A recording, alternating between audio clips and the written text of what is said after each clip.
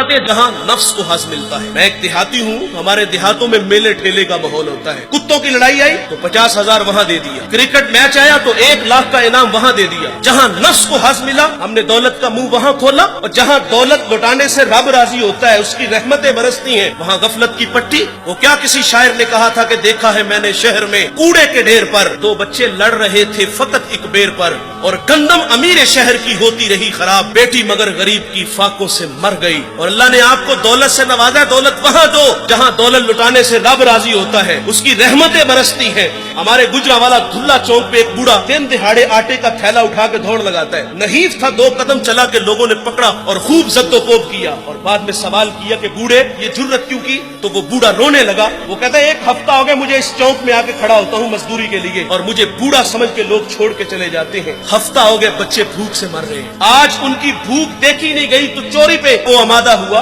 اور دولت جہاں لٹاؤ. یہ نوائے وقت میں ایک خبر چھپی تھی, کمالیہ کی بیٹی وہ شادی کے قابل تھی, ایک رشتہ ملا, ادھر سے بارات آ رہی ہے, ادھر بیٹی والے تیاریوں میں. ہمسائیگی میں سے کسی نے شرارت کی کہ جس کے گھر میں آ رہے ہو وہ اپنی بیٹی کو چند جوڑوں کے سوا اور کچھ بھی نہیں دے سکتا. بارات وہیں سے واپس چلی گئی. بتاؤ اس بیٹی کے دل پہ جو کچوکے اور زخم لگے تھے اس کا مداوع کس نے کرنا تھا؟ اور اللہ نے آپ کو دولت سے نوازا ہے. غریبوں کی بیواؤں کی بیٹیاں گھروں میں بوڑھی ہو رہی ہیں, تم کتوں کی لڑائی پہ پیسے لٹا رہے ہو, تم ہجڑوں پہ دولت لٹا رہے ہو. اگر دولت لٹانے کا شوق ہے تو معاشرے میں پھیلے ہوئے دکھ دیکھو. یتاما مساکین پہ دولت لٹاؤ تاکہ تم خدا کی رحمتوں کے مستحق ٹھہرو. لیکن دولت وہاں دی جہاں نفس کو حظ ملا.